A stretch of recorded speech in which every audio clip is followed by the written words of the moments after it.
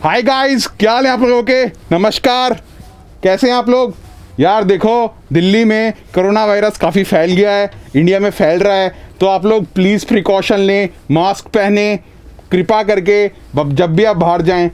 और दूसरी चीज़ ये है गाइस कि हमारी जो अनअकैडमी है वो इस समय पे क्या प्रोवाइड कर रही है? 2000 free live classes, sorry 20,000 free live classes जो है वो प्रोवाइड कर रही है। गाइस मास्क का यूज़ ज़रूर करें इस समय बाहर जब भी आप जाएं, ठीक है गाइस? ये बहुत इंपॉर्टेंट है इस समय के लिए। गाइस हम लोग आपको 20,000 फ्री लाइव क्लासेस प्रोवाइड कर रहे हैं इस समय में, जब सारे स्कूल, सारे कॉलेजेस, सारे इंस्टीट्यूट्स बंद हैं, ठीक है? तो प्लीज़ हमें फॉलो करें, ठीक है गाइस? दूसरी चीज़ यार, आपको पता ही है, कब से मैं आपको बता रहा हूँ कि हमारा ये जो वाईफाई यूपीएससी है, वाईफाई स्टडी यूपीएससी है, वो अब अनअकैडमी। किसी देरी क्या शुरू करते हैं आज की क्लास, ठीक है गाइस? तो यार आज सबसे पहले हम बात करेंगे एटमॉस्फेरिक प्रेशर की। हमने कल भी बात करी थी, इसकी लास्ट क्लास में भी बात करी थी, पर काफ़ी सारे बच्चों को डाउट था इसमें, तो मैं अभी अब क्लियर कर देता हूँ कि होता क्या है एटमॉस्फेरिक प्रेशर, माने कि वायुमंडलीय दबाव। तो देखते हैं भाई। तो भाई सबसे पहली चीज़ है क्या चीज़ ये, ठीक है? दूसरी इसकी यूनिट क्या है, ठीक है? और तीसरा ये होता क्या, मैंने यहाँ लिखा हुआ है। यार सबको पता है, सब बता सकते हैं डेफिनेशन, पर मैं आपको समझाता हूँ बहुत अच्छे तरीके से एनिमेशंस के थ्रू। चलिए देखते हैं। तो गाइस मान लीजिए आप यहाँ खड़े हुए हैं, ठीक है दोस्तों? आप लोग यहाँ खड़े हुए हैं, दिख रहे हैं लाल रंग में, ठीक है? आपके ऊपर बहुत सारे अणु हैं। क्या है आपके ऊपर? बहुत सारे अणु। चल क्यों नहीं रहा? इशू आ रहा है इसमें?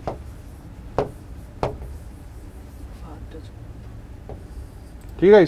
अब देखो, आप यहाँ खड़े में हैं और हवा आपको पता है किसकी बनी हुई है? अणुओं की बनी हुई है, ठीक है? अब जब हवा अणुओं की बनी हुई है गाइस, तो क्या है इसका मतलब बताएं? उनका कुछ वेट होगा, है ना? अगर आप एक भरी हुई फुटबॉल लें जिसमें आपने हवा भरी हुई है, अगर आप फुटबॉल खेलते होंगे तो आपको पता होगा, अगर एक खाली फुटबॉल है जिसमें हवा नहीं है और एक फुटबॉल है जिसमें हवा है, तो ज़्यादा भारी कौन सी फुटबॉल होगी? सोचें। जिसमें हवा भरी हुई है वो फुटबॉल भारी होगी। क्यों? क्योंकि जो अंदर अणु है हवा के, उस फुटबॉल के अंदर, उनका भी कुछ वजन होगा गाइस। तो अब यहाँ खड़े हुए हैं, तो अब देखिए आपके ऊपर कितने सारे अणुओं का वजन है। देख रहे हैं आप? देख पा रहे हैं? ठीक है, इतने सारे अणु हैं, इनका वजन आपके ऊपर पड़ रहा है। तो ये जो वजन आपके ऊपर पड़ रहा है इन अणुओं का, वही क्या है? Atmospheric pressure. और ये क्यों पड़ रहा है आपके ऊपर अणुओं का वजन? क्योंकि ये जो अणु है, इसको क्या हो रहा है? ग्रेविटी नीचे से, गुरुत्वाकर्षण नीचे से खींच रहा है, नीचे की तरफ खींच रहा है, ठीक है? तो ये नीचे की तरफ आ रहे हैं किसकी कारणवश? ग्रेविटी के कारणवश, ठीक है? गुरुत्वाकर्षण के कारणवश। तो आप थोड़ा सा अगर यहाँ पे मान लो हम परसेंटेज ले लेते हैं, मतलब यहाँ पे अगर आपके ऊपर 100% था, 100 यूनिट, 100% आप कुछ भी ले लो, प्रेशर था आपके ऊपर, तो आप थोड़ा सा ऊपर चले जाओगे गाइस, तो आपको दिख रहा है कि ये देखो, इतने पार्ट का प्रेशर आपके ऊपर कम हो गया। हाँ है ना? कम हो गया, नहीं हो गया? अब सिर्फ आपके ऊपर इतना प्रेशर है, तो यहाँ पे कितना हो जाएगा? मान लो 80%, ठीक है? थोड़ा ऊपर आप और चले गए, है ना? तो अब इतने एरिया का और खत्म हो गया प्रेशर, और ये भी खत्म हो गया, तो यहाँ प्रेशर कितना हो जाएगा आपके ऊपर? 60%। थोड़ा सा ऊपर आप और चले गए, है ना गाइस? तो इस एरिया का प्रेशर आपके ऊपर खत्म हो गया, ठीक है? तो ये कितना हो जाएगा यहाँ पे प्रेशर? 40%। समझ रहे हो मेरी बात? आप और ऊपर चले गए, यहाँ कितना हो गया आपके ऊपर प्रेशर? 20%। ये कम क्यों हो रहा है? क्योंकि अणुओं की मात्रा कम हो रही है। अब जितना ऊंचाई पे जा रहे हो, क्या हो रहा है? अणुओं की मात्रा कम होती जा रही है। आप देख पा रहे हो? किसकी? अणु मतलब मॉलिक्यूल्स की, ठीक है गाइस? तो एयर में मॉलिक्यूल्स होते हैं, आपको ये बात पता है, ठीक है? अब हवा जब ऊपर जाती है, तो मैंने आपको बताया था क्या होती है? एक्सपैंड सॉरी, जब ऊपर जाएगी हवा तो क्या होगी? प्रेशर कम होगा तो एक्सपैंड होती है। क्या होती है? फैलती है। तो जब हवा फैलेगी तो क्या होगा? मॉलिक्यूल के बीच में डिस्टेंस बढ़ेगा। देख रहे हो? देख पा रहे हो आप, है ना? और हवा जब नीचे है तो मॉलिक्यूल के बीच में डिस्टेंस कितना है गाइस? छोटा है, कम है।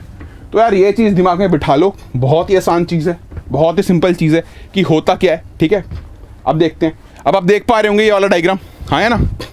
अब देखें, ये माउंट एवरेस्ट की चोटी है, देख पा रहे हो? यहाँ पे अगर कोई खड़ा हुआ है तो उसके ऊपर कितना प्रेशर होगा, और जब कोई यहाँ पे खड़ा हुआ है तो उसके ऊपर कितना प्रेशर होगा? आप देख पा रहे होगे। तो ज़्यादा प्रेशर कहाँ होगा? माउंट एवरेस्ट की चोटी पे कम प्रेशर होगा, और यहाँ पे आप खड़े हुए तो ज़्यादा प्रेशर होगा। ये बात समझ में आई? तो गाइस हम बात कर रहे थे कि होता क्या है, मैंने आपको बता दिया होता क्या है। अब इसकी एसआई यूनिट है क्या?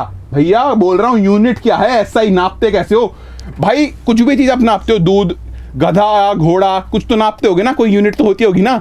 इतने गधे, इतने घोड़े, इतने खच्चर, है ना? यूनिट होती है। तो भाई एसआई यूनिट मतलब क्या होता है? ठीक है, स्टैंडर्ड यूनिट होती है ये। तो प्रेशर की, एटमॉस्फेरिक प्रेशर की स्टैंडर्ड यूनिट होती है पास्कल। क्या होती है? पास्कल।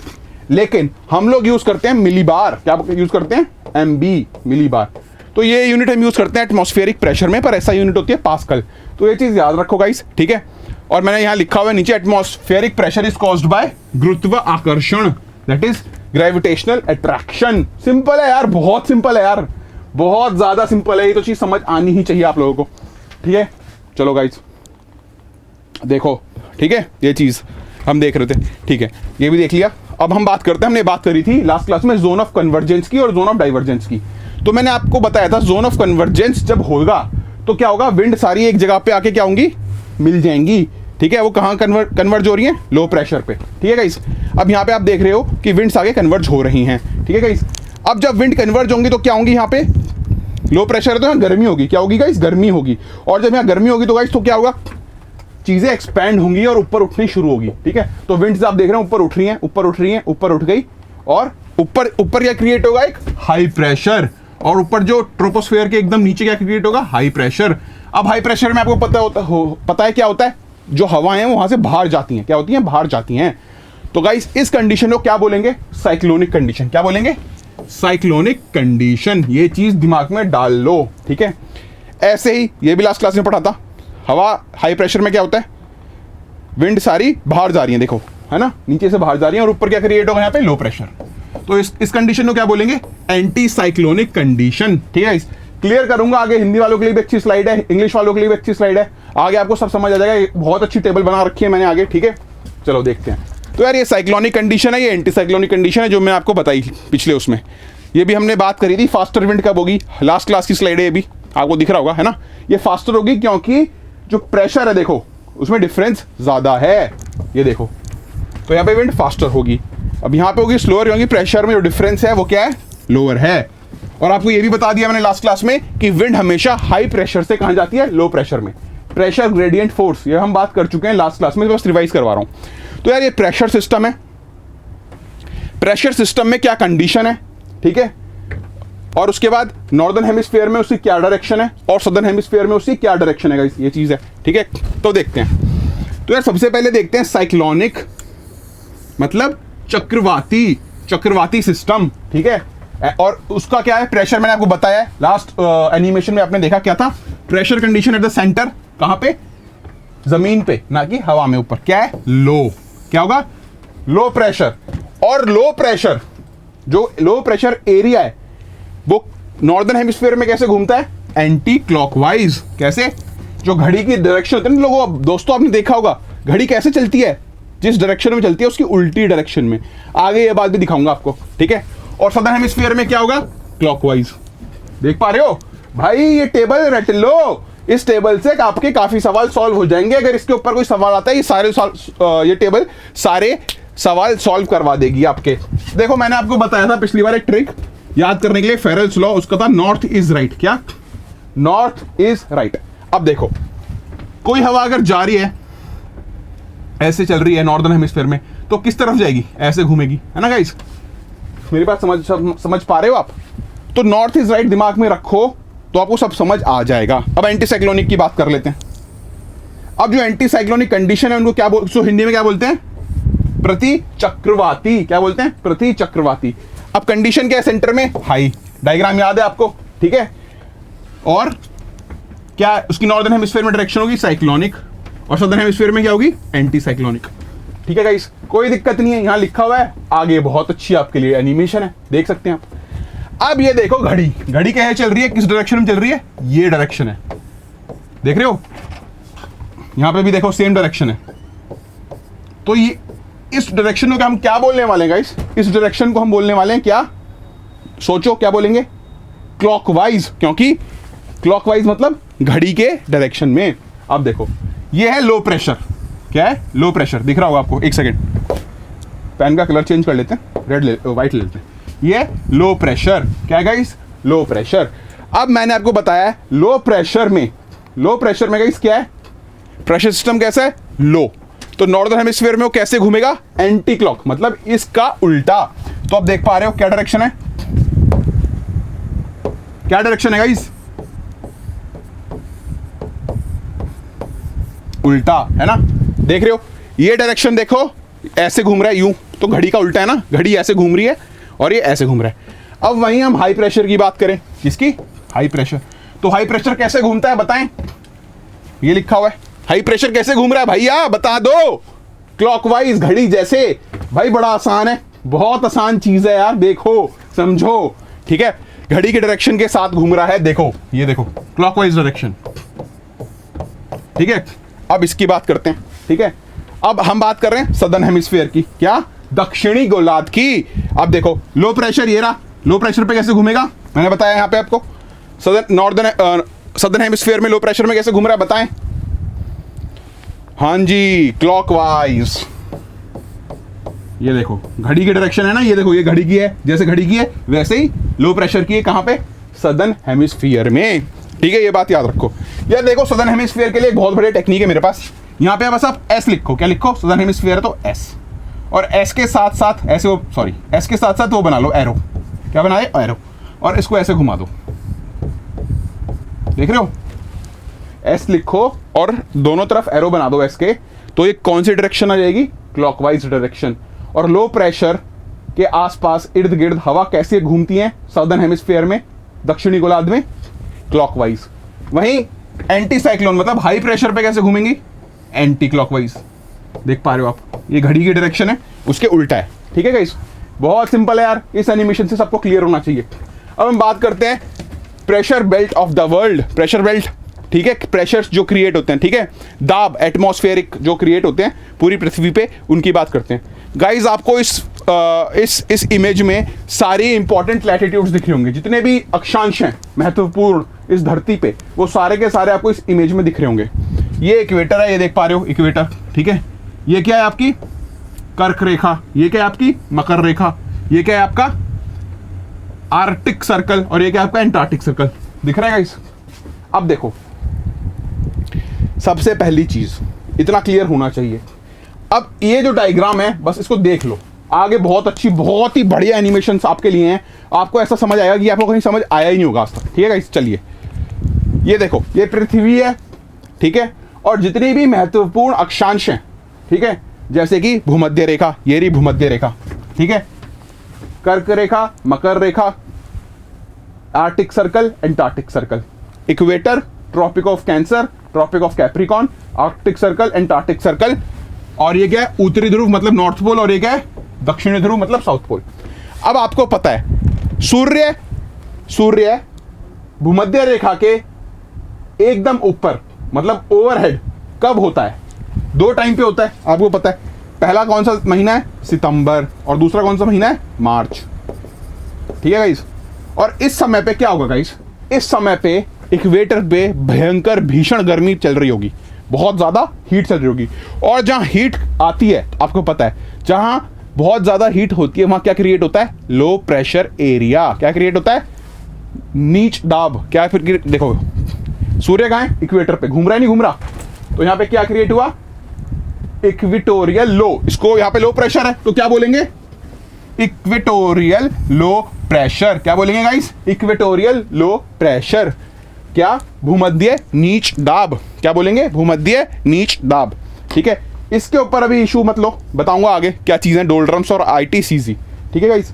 चलो ऐसे ही 30 डिग्री नॉर्थ और 30 डिग्री साउथ पे क्या क्रिएट होगा, सब ट्रॉपिकल हाई प्रेशर, मैं बताऊंगा कैसे क्रिएट होता है, ठीक है गाइस। फिर 60 डिग्री के आसपास क्या क्रिएट होगा, टेम्परेट लो प्रेशर गाइस, ठीक है। और पोल्स बहुत ठंड पड़ती है, बहुत ज्यादा ठंड पड़ती है पोल्स पे, है ना, तो वहां क्या क्रिएट होगा, पोलर हाई, क्या बोलेंगे, हाई प्रेशर। तो आप देख पा रहे हो, ऐसे याद रखो, हाई प्रेशर, फिर लो प्रेशर, फिर दोबारा हाई प्रेशर, फिर लो प्रेशर, फिर दोबारा हाई प्रेशर, फिर क्या होगा गाइस, लो हाई, फिर लो, और फिर दोबारा हाई प्रेशर। आ रही है बात समझ, क्या HL HL HL H, आगे बात समझ, ऐसे याद रखना है, आगे बहुत बढ़िया आपको दिख जाएगा, समझ आ जाएगी। देखो ये देख पा रहे हो, जो लाल एरिया है ये सूर्य की मूवमेंट दिख रही है आपको, सूर्य ऊपर जाएगा तो ऊपर गर्मी आ रही है, सूर्य बीच में आएगा तो बीच में गर्मी है, फिर सूर्य नीचे आएगा तो नीचे गर्मी है, लो प्रेशर क्रिएट हो रहा है, ठीक है गाइस। तो जो ऐसे प्रेशर बेल्ट्स हैं वो भी क्या करती हैं, ऊपर नीचे घूमती हैं सूर्य के साथ साथ, बताता हूं कैसे। देखो तो देखते हैं। सबसे पहले हम बात कर रहे हैं जो भूमध्य रेखा पे नीच दाब है, ठीक है, उसकी, मतलब इक्वेटोरियल लो प्रेशर बेल्ट। क्या बोलेंगे? Equatorial low pressure belt. भाई कहां पे है? एरिया, क्षेत्र क्या है इसका? 5 डिग्री उत्तर से लेके 5 डिग्री दक्षिण। क्या? 5 डिग्री उत्तर से लेके 5 डिग्री दक्षिण, 5 डिग्री नॉर्थ एंड साउथ। क्यों बन रहा है भाई? बता दो, बन क्यों रहा है? वहां बना क्यों भाई? क्योंकि गर्मी पड़ती है भैया, बहुत तेज गर्मी पड़ती है। दिख रहा है आपको इसमें लाल लाल गर्मी है, ठीक है, इंटेंस हीटिंग की वजह से। किसकी वजह से? इंटेंस हीटिंग, ठीक है। फिर अब हम बात करते हैं, सबसे नीचे आ जाओ।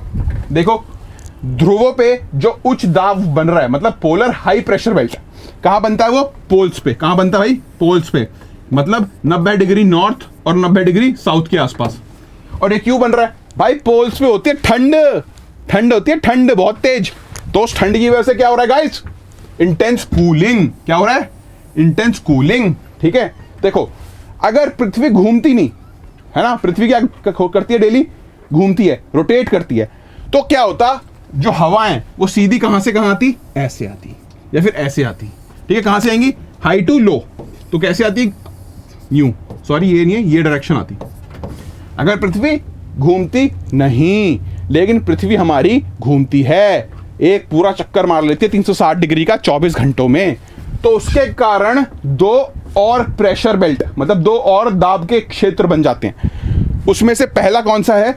सब ट्रॉपिकल हाई प्रेशर बेल्ट, जो 30 डिग्री नॉर्थ और 30 डिग्री साउथ के आसपास बनते हैं। तो ये 2 हैं, एक नॉर्दर्न हेमिस्फीयर में भी है और एक सदर्न हेमिस्फीयर में भी है। और ये बनता क्यों है भाई? पृथ्वी के घूमने के कारण, ठीक है। एक और जोन आता है आपका, एक और क्षेत्र, टेम्परेट लो प्रेशर बेल्ट। क्या? कौन से क्षेत्र में है ये भाई? 60 डिग्री नॉर्थ और 60 डिग्री साउथ के आसपास। और ये भी क्यों बनता है भाई? Because of rotation of earth. आ गई बात समझ आप लोगों को? चलो देखो भाई, एक साइंटिस्ट थे, क्लाइमेटोलॉजिस्ट, जिनका नाम था फेरल। तो पहले हम सोचते थे कि सिर्फ पृथ्वी पे यहां एक उच्च दाब है, हाई प्रेशर, और यहां भी एक हाई प्रेशर है, और यहां लो प्रेशर है, ठीक है। और एक सेल बना हुआ है ऐसे। क्या बना हुआ है? हाई प्रेशर से लो प्रेशर, ऐसे ये हो रहा है। पर कुछ दिनों बाद लोगों को पता चला, किनके थ्रू? फेरल के थ्रू, कि ऐसा नहीं है। कितने सेल हैं टोटल? 3। पहला सेल पोलर, दूसरा सेल ये वाला, और तीसरा सेल हेडली। देख पा रहे हो? हाँ या ना? सिंपल है नहीं है? हेडली ने दिया था ये वाला मॉडल, ठीक है, और फेरल साहब ने दिए ये 3 मॉडल। आई बात समझ? नाम क्या है उनका? फेरल। क्या नाम है? फेरल। तो उस चीज से याद रखो 3, ठीक है। हेडली सर तो आपका एक ही होता है, तो हेडली साहब ने क्या बोला भाई? एक सेल बन रहा है, ठीक है, और फेरल भाई फेर रहे हैं पूरा 3। आ गई बात समझ? तो देखो अब हम सेल्स की बात करते हैं और कैसे बनते हैं वो देखते हैं, ठीक है गाइस। ये आपको पता है डायग्राम क्या है? यहाँ पे लो प्रेशर बेल्ट है, आपको पता है। फिर ये हाई प्रेशर बेल्ट है ना, उच्च दाब, फिर दोबारा निम्न दाब, फिर दोबारा उच्च दाब, और आपको सारी लैटिट्यूड पता है। ये लगभग 60 डिग्री के आसपास है, ये लगभग 30 डिग्री के आसपास है, और ये भूमध्य रेखा पे है, ठीक है। तो भाई अब हम देखते हैं पहले सूर्य है कहां। सूर्य है इक्वेटर पे, ठीक है। जब इक्वेटर पे सूर्य है तो वहां पे पड़ेगी गर्मी भीषण, और जब वहां पड़ेगी भीषण गर्मी तो वहां हवा क्या करेगी? ऊपर उठना शुरू करेगी, और जब ऊपर उठती है हवा, एक्सपैंड करेगी, तो क्या क्रिएट होगा भाई? निम्न दाब, लो प्रेशर, ठीक है गाइस। देखो, और वहीं पोल्स पे, कहां पे? ध्रुवों पे बहुत ठंड पड़ती है, तो वहां हवा क्या करेगी? बैठेगी नीचे, और जब हवा नीचे बैठेगी तो वहां पे कौन सा प्रेशर क्रिएट होगा भैया? उच्च दाब, मतलब हाई प्रेशर, ठीक है। ये बात क्लियर होनी चाहिए। निम्न दाब, उच्च दाब, low pressure, high pressure, because of sun, सूर्य कहां पे? इक्वेटर पे, और बिकॉज ऑफ बहुत ज्यादा ठंड है यहां, ठीक है। अब आगे चलते हैं। जब यहां से हवा उठेगी तो कहां तक उठेगी? बिल्कुल ट्रोपोस्फेयर तक उठेगी, उठ गई। और जब मैंने आपको बताया था, जब जमीन पे लो प्रेशर क्रिएट होता है गाइस, जब जमीन पे क्या होता है? लो प्रेशर क्रिएट होता है, तो हवा में कौन सा प्रेशर क्रिएट होगा? ऊपर ट्रोपोस्फेयर में हाई प्रेशर। कहां क्या होगा क्रिएट? High pressure. और हाई प्रेशर से क्या होता है गाइस? उच्च दाब जब हवा में, वहां से हवाएं बाहर जाती हैं, तो हवा बाहर जाना शुरू करेगी। ये देखो, कर दिया शुरू हवा ने बाहर जाना। अब जब बाहर जा रही है वो, तो कहां पहुंचेगी? देखो कहां पहुंचेगी? सब ट्रॉपिकल हाई प्रेशर बेल्ट पे, ठीक है। और यहां पे क्या है, हाई प्रेशर। जब हाई प्रेशर जमीन पे है तो हवा में क्या होगा गाइस, ट्रोपोस्फेयर के बिल्कुल ऊपर लिड पे लो प्रेशर, है ना। और मैंने बताया लो प्रेशर हाई प्रेशर, देख रहे हो आप। तो ये जो सेल बना, क्या बना, एक सिस्टम बन गया ना, देखो देख रहे हो। और फिर क्या होगा गाइस, हवा कहां से आएगी, high pressure to low pressure. हवा कैसे चलती है भाई, बताया था मैंने आपको। अगर ये हाई प्रेशर है और ये लो प्रेशर है तो हवा कैसे चलेगी भाई, ऐसे, high pressure to low pressure. तो देखो हवा भी चलेगी, ये चली हवा कहां से, high pressure to low pressure. इस हवा की क्या डायरेक्शन है, ठीक है, क्या दिशा है, इसके बारे में हम आगे डिस्कशन करेंगे, उसके ऊपर टेंशन नहीं। तो आपको दिख रहा है एक सेल क्रिएट हो गया, देख रहे हो, ये ऐसे हवा आ रही है, ऐसे हवा आ रही है, फिर ऐसे जा रही है। तो क्या क्रिएट हो गई, एक साइकिल क्रिएट हो गई, हाँ या ना, हाँ या ना।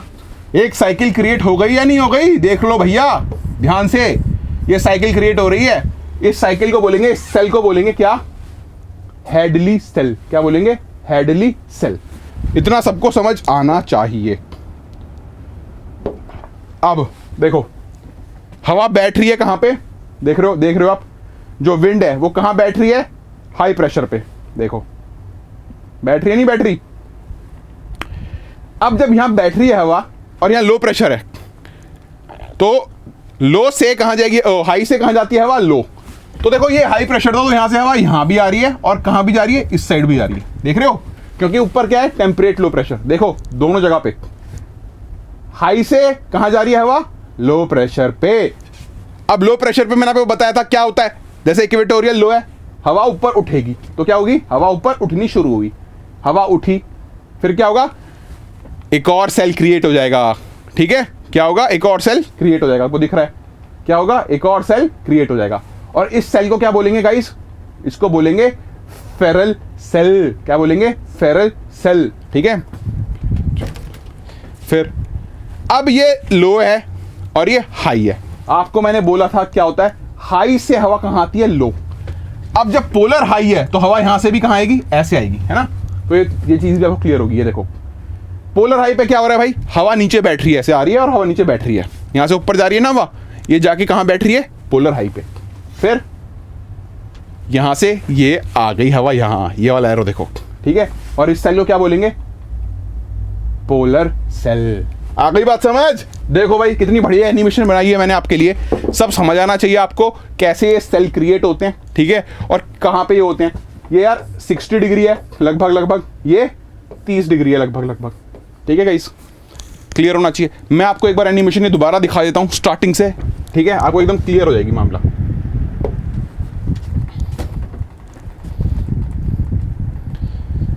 हवा कहां से उठेगी, ऊपर, जहां लो प्रेशर होगा, जहां गर्मी पड़ रही होगी, सॉरी, तो इक्वेटर है वो, तो वहां से हवा उठी ऊपर, ठीक है,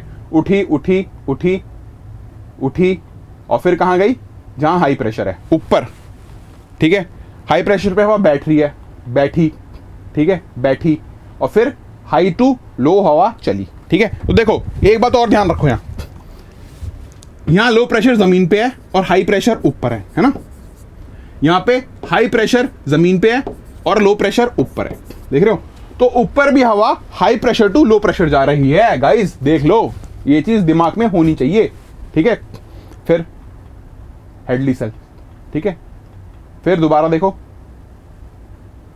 ये देखो, ठीक है। अब देखो यहां भी देखो, यहां अगर यहां लो प्रेशर है और यहां क्या है, हाई प्रेशर, हवा में क्या बनेगा, ऊपर ट्रोपोस्फेयर में हाई प्रेशर, तो यहां भी क्या हो रहा है, हाई टू लो ही आ रही है भाई हवा की डायरेक्शन हाई टू लो ही रहेगी हमेशा। यहां पे भी देखो क्या आ रही है, हाई टू लो। अगर ये लो प्रेशर है, यहां पे क्या बनेगा, ऊपर हाई प्रेशर।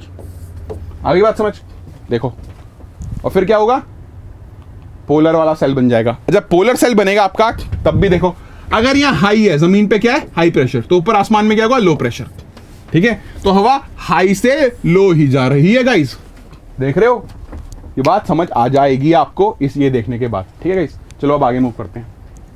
अब जो फेरल मॉडल है वो 3 सेल मॉडल होता है। 3 सेल कौन कौन से है मैंने आपको बताए। पहला कौन सा है, हेडली सेल, दूसरा कौन सा है, फेरल सेल, और तीसरा कौन सा है, पोलर सेल, ठीक है। HFP याद रखो।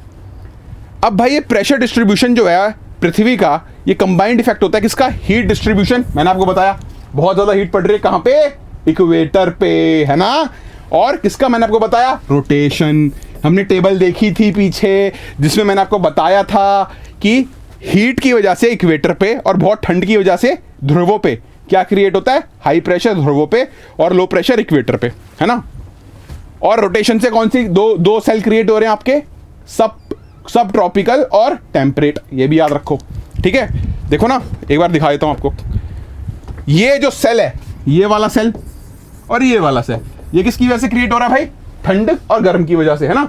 और ये वाले जो सेल है किसकी वजह से क्रिएट हो रहे हैं, रोटेशन ऑफ अर्थ। बस ये याद रखो। और वो किससे आपको याद होगा, ये टेबल रट लेना भाई, ये वाली जो पीछे टेबल है, ये वाली। आगे बात समझ, चलो। हाँ, इक्वेटोरियल लो जो हमने बात करी है, भूमध्य पे जो निम्न दाब है और जो ध्रुवों पे उच्च दाब है, वो कैसे है, थर्मली इंड्यूस्ड, गर्मियों और सर्दी की वजह से बन रहे हैं, ठीक है। और जो सब ट्रॉपिकल, ठीक है, हाई है, और जो टेम्परेट लो है, वो कैसे क्रिएट हो रहे हैं, डायनामिकली बन रहे हैं अर्थ रोटेशन की वजह से। किसकी वजह से, पृथ्वी के घूमने की वजह से। भाई देखो, इससे आसान आपको कहीं एक्सप्लेनेशन मिलेगी नहीं इस चीज की, ये बात याद रखना, ठीक है।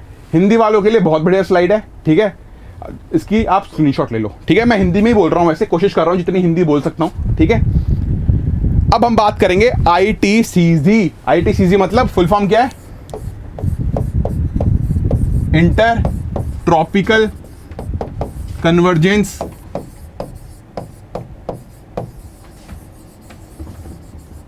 जोन। क्या, देखो आपको पता है इंटर ट्रॉपिकल कन्वर्जेंस जोन, तो हम इस शब्द को एक एक टुकड़े में बांटते हैं। चलो, सबसे पहले इंटर मतलब जहां पे दो चीजें मिल रही हैं आके, ट्रॉपिकल मतलब कहां पे, ये ट्रॉपिक्स में, कन्वर्जेंस मतलब जहां दो चीजें आके एक दूसरे से मिल रही हैं, और जोन मतलब क्षेत्र। तो देखो, ये देखो इक्वेटोरियल लो, ठीक है, यहां पे क्या है, मैंने लिखा हुआ है ITCZ, inter tropical convergence zone. तो देखो, पहली चीज इंटर मतलब ये बीच में है किसके, सब ट्रॉपिकल जोन के, ठीक है। फिर दूसरी ट्रॉपिकल, इंटर ट्रॉपिकल, और ये कहां पे है भाई, इक्वेटर के पास है, इक्वेटोरियल मतलब लगभग ट्रॉपिकल है ना। फिर कन्वर्जेंस, यहां पे आपकी हवा मिल रही है, ये देखो, ये आके मिल रही है, नहीं मिल रही हवा, यहां पे आके कन्वर्ज हो रही है, नहीं हो रही, ये क्षेत्र में। और जोन, तो भाई इंटर ट्रॉपिकल कन्वर्जेंस जोन होता क्या है, ये थर्मल इक्वेटर होती है पृथ्वी की। क्या होती है, थर्मल इक्वेटर। थर्मल इक्वेटर मतलब जो मैं आपको दिखाई थी थर्मल इक्वेटर, कहां है, कौन सी पिक्चर में दिखाई थी, ये देखो, ये रही, ये जो आपको लाल दिख रहा है एकदम सुरख लाल रंग, ये क्या आपकी थर्मल इक्वेटर। जो आपकी ज्योग्राफिकल इक्वेटर होती है ना, भूगोलिक, क्या बोलेंगे, भूगोलिक भूमध्य रेखा, वो हमेशा एक ही रहेगी, एक सेकेंड, वो कभी भी बदलेगी नहीं। वो क्या है, और वो क्या है आपकी ये, ठीक है, भूगोलिक। पर जो आपकी ग्रीष्म के कारण मतलब गर्मी के कारण मतलब हीट के कारण आपकी जो मिडिल पॉइंट बनेगा अर्थ का, वो चेंज होता रहेगा। क्यों होगा वो चेंज, सूर्य के मूवमेंट के कारण, सूर्य जैसे घूमता है। आगे आपको ये बात क्लियर होगी, ठीक है गाइस, ये बात क्लियर हुई आपको। चलो, तो ITCZ में क्या होता है भाई, हवाएं मिलती हैं, कौन सी, ट्रेड विंड। मैं बताऊंगा ट्रेड विंड क्या होती है आपको आगे, कोई दिक्कत नहीं है।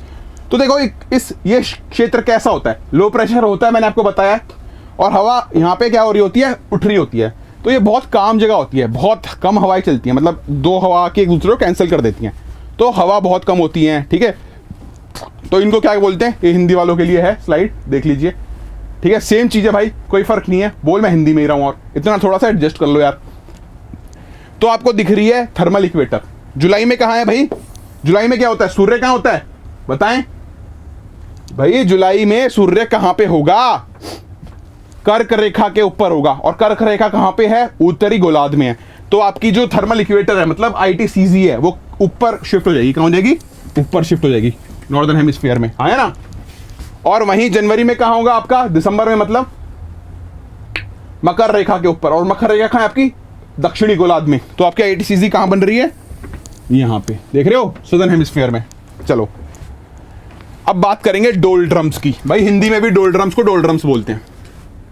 जो ITCZ मैंने आपको बताया उसके अंदर ही होते हैं ये, ठीक है। ये एक क्षेत्र है जो ITCZ मतलब 5 डिग्री नॉर्थ और 5 डिग्री साउथ के बीच में जो क्षेत्र है, इस क्षेत्र को आप बोलोगे डोल्ड्रम्स।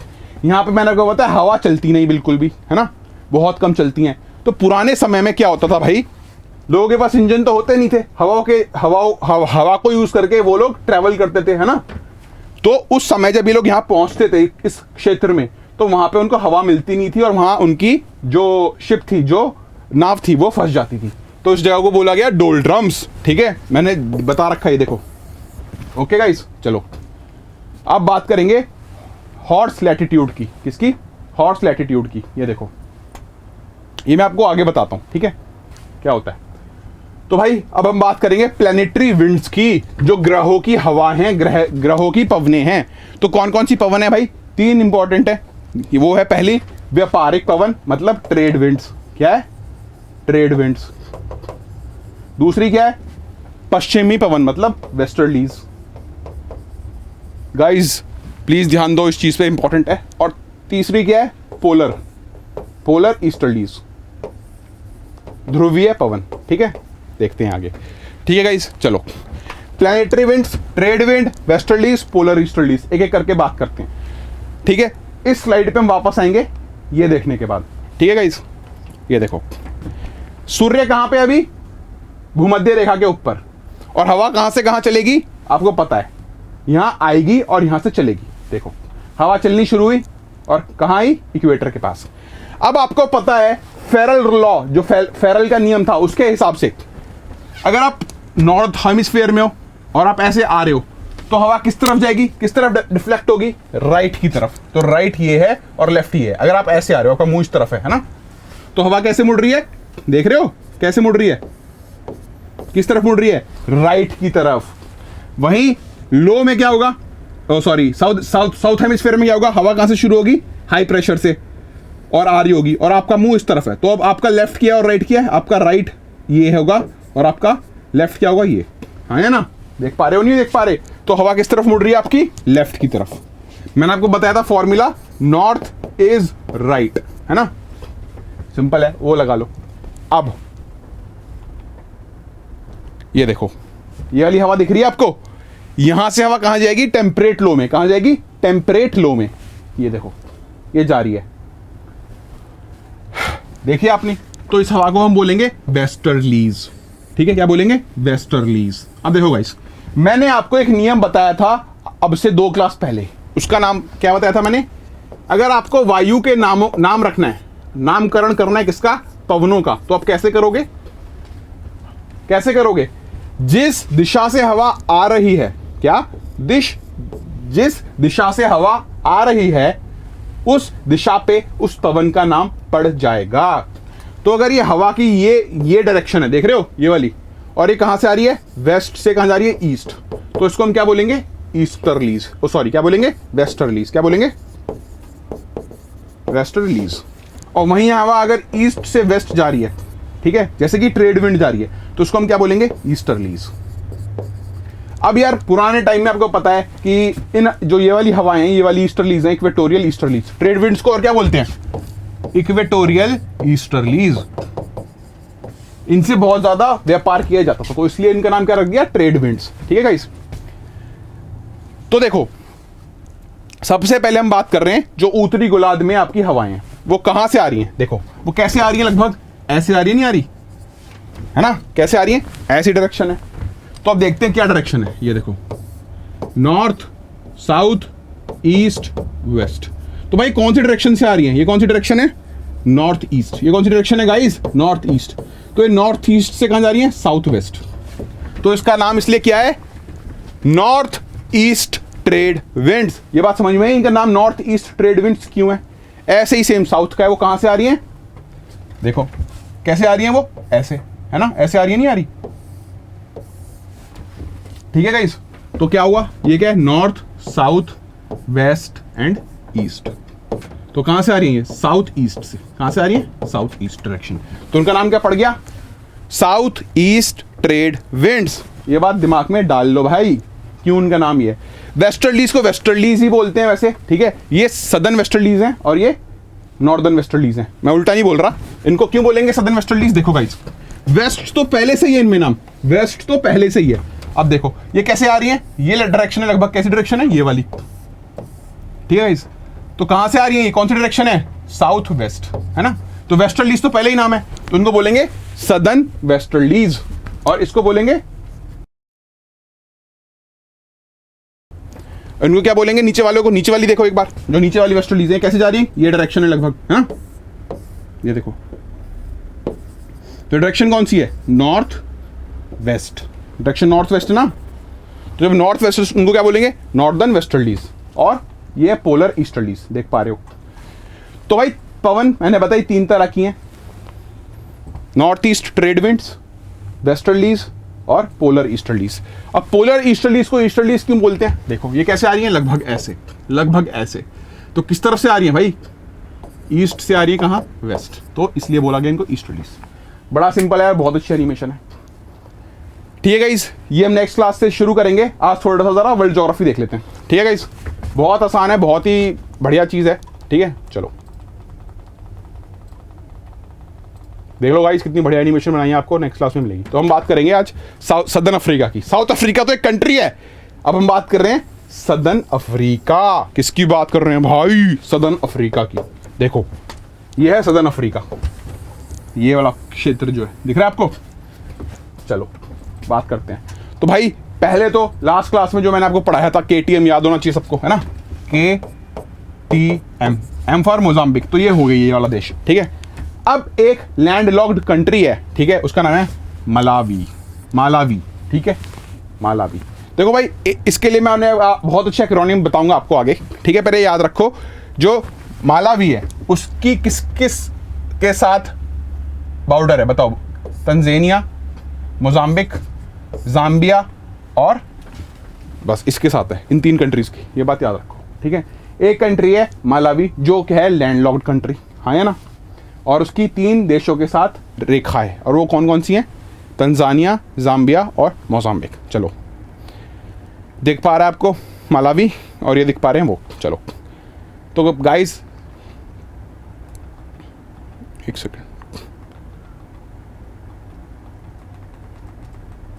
चलो हाँ, तो देखो देखो ये है मालावी और ये मोजाम्बिक। तो ऐसे याद रखो, मोजा, ये है मौसा, क्या रखो, मौसा जी, और ये क्या है, मौजी, मतलब मौसी जी, क्या है, मौसा, मौसी। तो मौसा ऊपर है, ठीक है, ज़ैम्बिया, ZASA, ज़ैम्बिया, और नीचे क्या है, मौसी, तो ZI, जिम्बाब्वे, ठीक है। देख रहे हो, मोजाम्बिक, ज़ैम्बिया, मौसा, मोजाम्बिक, जिम्बाब्वे, मौसी, ठीक है, ठीक है गाइस, देख पा रहे हैं ये चीज। अब देखो फिर क्या है, देखो ये रहा मौसी और ये मौसा, ठीक है, ये बात याद रखो, ठीक है। अब कौन सी कंट्री है यहां पे, दिख रहा है आपको, नाम्बिया। तो उसको लिखो बोना, क्या है, मौसा जी और आपकी जो मौसी है वो क्या है, बोने हैं, क्या है, बोने। तो कैसे लिखोगे, मौसा बोना, क्या लिखोगे, मौजा बोना। तो याद हो गया आपको ये, मोजाम्बिक, ज़ैम्बिया, बोट्सवाना, ये देखो बोट्सवाना, और फिर क्या है, नामीबिया, ठीक है गाइस, दिख पा रहा है, दिख पा रहा आपको। तो जो बोट्सवाना है वो भी क्या है, एक लैंडलॉक्ड कंट्री है, ठीक है गाइस, ऐसे आपको याद होना चाहिए। और पूरे साउथ में कौन सी कंट्री है, साउथ अफ्रीका। कौन सी कंट्री है guys, south Africa. South Africa में के अंदर एक कंट्री है जो पूरी तरह से कहां से घिरी हुई है, साउथ अफ्रीका से, उसका नाम है लिसोथो, ठीक है, याद रखो लिसोथो। और उसके ऊपर एक और कंट्री है, उसको बोलते हैं स्वाजीलैंड, इसका नाम अभी अभी बदला गया है, ठीक है। और स्वाजीलैंड का बॉर्डर इसके साथ है, एक है साउथ अफ्रीका के साथ और दूसरा किसके साथ है, मोजाम्बिक के साथ। किसके साथ है, तो भाई स्वाजीलैंड का किसके साथ बॉर्डर है, साउथ अफ्रीका और मोजाम्बिक। आगे देखते हैं, ठीक है गाइस। अब जो आपकी कंट्री है उसका नाम है स्वाजीलैंड, उसका नाम क्या हो गया है, एस्वातिनी। क्या नाम हुआ है, एस्वातिनी, इसका नाम चेंज हो गया है, इसको क्या बोलते हैं, स्वाजीलैंड। मैंने आपको बताया ये कौन सी कंट्री है, मोजाम्बिक, और ये कौन सी कंट्री है, साउथ अफ्रीका, ठीक है गाइस। अब एक चीज देखते हैं, इंडियन ओशन और अटलांटिक ओशन का बॉर्डर कहां पे है। है ना, ये भी देखना है। तो ये दिख रहा है आपको इंडियन ओशन, और ये क्या है, अटलांटिक ओशन। तो ये यहाँ बॉर्डर है, ठीक है गाइस। तो साउथ अफ्रीका है ये, ठीक है, ये वाला पोर्शन है साउथ अफ्रीका का, देख पा रहे होगे आप, ये वाला पोर्शन, इस वाले पोर्शन का मैप है ये, ठीक है। और यहाँ पे एक पॉइंट है, ये देखो, ठीक है। इस पॉइंट को, ये पॉइंट क्या दर्शाता है, बॉर्डर किसके बीच में, हिंद महासागर मतलब इंडियन ओशन, और इसके बीच में अटलांटिक महासागर के बीच में। तो ये देखो, तो उसका नाम क्या है, केप अग्युलस। क्या नाम है, केप अग्युलस, ठीक है गाइस। तो केप अग्युलस जो है, ये नीचे लिखा हुआ है सबसे, इस पॉइंट के इस साइड हिंद महासागर है और इस साइड अटलांटिक महासागर है। मतलब इस साइड इंडियन ओशन, ये लिखा हुआ आपको दिख रहा है केप अग्युलस के, और इस साइड क्या लिखा हुआ है, अटलांटिक ओशन। तो भाई ये चीज़ दिमाग में बिठा लो यार, ठीक है। इतना ही रखते हैं यार आज के लिए। जो यार टॉपिक मैंने पढ़ाए हैं, इनके ऊपर क्वेश्चंस आपको टेलीग्राम के ग्रुप पे मिल जाएंगे, MCQ 5 कल या फिर आज रात को 12 बजे के बाद डेफिनेटली मिलेंगे यार। आज की क्लास ढंग से देखना, दोबारा बार बार देखना समझने के लिए। आगे हम बात करेंगे शिफ्टिंग ऑफ प्रेशर बेल्ट, ठीक है, जो दाब के क्षेत्र हैं वो कैसे ऊपर नीचे होते हैं सूर्य के साथ साथ, ठीक है गाइस। तो यार आज के लिए इतना ही रखते हैं बस। चलिए, थैंक यू, नमस्कार, ध्यान रखें अपना और ख्याल रखें अपना। चलिए।